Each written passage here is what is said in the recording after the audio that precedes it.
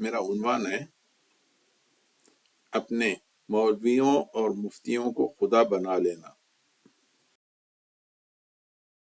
آیت نمبر 31 ہے اتخذوا احبارهم ورهبانهم اربابا من دون اللہ۔ کے مقابلے میں اپنے کسی دینی پیشوا مولوی مفتی کے قول کو ترجیح دینا اور اسی پر اصرار کرنا، اس دینی پیشوا کو مولوی یا مفتی کو خدا بنا لینا ہے۔ حنفی کیا کہتے ہیں؟ یعنی یہ لوگ اصول کرخی کے پابند ہوتے ہیں جو آج سے 1100 سال پہلے لکھی گئی، یعنی 1100 یا 1200 1100 سال پہلے، یعنی ہر وہ آیت جو ہمارے اصحاب یعنی فقہائے حنفیہ کے قرآن کے قول کے خلاف ہوگی، اسے یا تو منسوخ سمجھا جائے گا یا ترجیح پر محمول کیا جائے گا۔ اور اولا یہ ہے کہ اس آیت کی تعویل کر کے اسے یعنی قرآن کی آیت کی تعویل کر کے اپنے فقہا کے قول کے موافق کر لیا جائے۔ دو شیخ الاسلام ہیں دیوبند کے تقی عثمانی صاحب فرماتے ہیں بلکہ ایک شخص کو اگر اتفاقاً کوئی حدیث ایسی نظر آ جائے جو بظاہر اس کے امام مجتہد کے مسلک کے خلاف معلوم ہوتی ہو، تب بھی اس کا فریضہ یہ ہے کہ وہ اپنے امام ابو مجتہد کے مسلک پر عمل کرے۔ اگر ایسے مقلد کو یہ اختیار دے دیا جائے کہ وہ کوئی حدیث اپنے امام کے مسلک کے خلاف پا کر امام کے مسلک کو چھوڑ سکتا ہے تو اس کا نتیجہ شدید افراتفری اور سنگین گمراہی کے سوا کچھ نہ ہوگا۔ یعنی حدیث پر عمل کرنے سے افراتفری اور سنگین گمراہی ہو سکتی ہے۔ مقلد کا کام صرف تقلید ہے۔ اگر اسے کوئی حدیث اپنے امام کے مسلک کے خلاف بھی نظر آئے تب بھی اپنے امام کا مسلک نہیں چھوڑنا چاہیے۔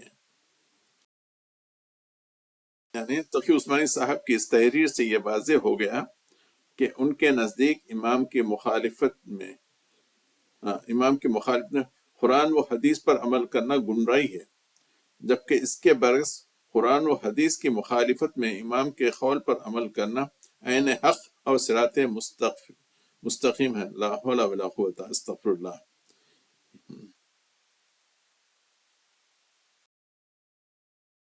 مگر امام کے قول کو چھوڑ نہیں سکتے، اس کو لازم پکڑنا۔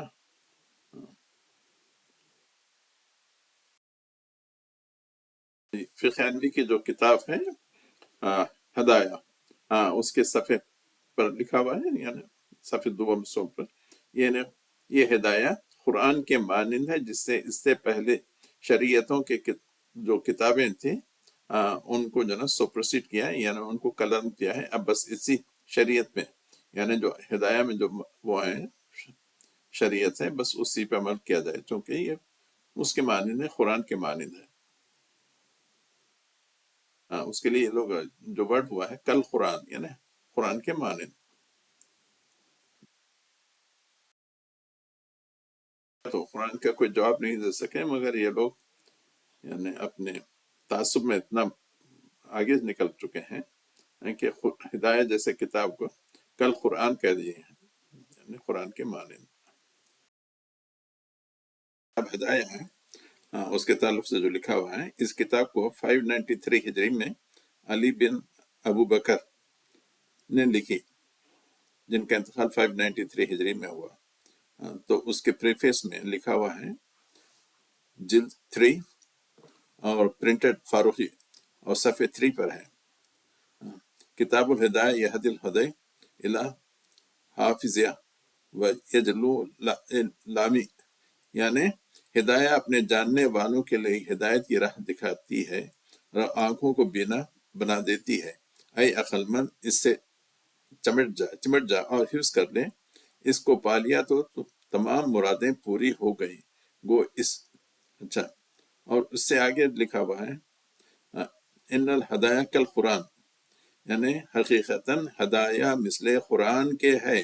سنیے پھر سے، یعنی حنفیوں کی جو کتاب ہے ہدایہ، حقیقتاً ہدایہ مثل قرآن کے ہے، جس نے اس سے پہلے کی شریعت کے کل مصنفہ کتابوں کو منسوخ کر دیا۔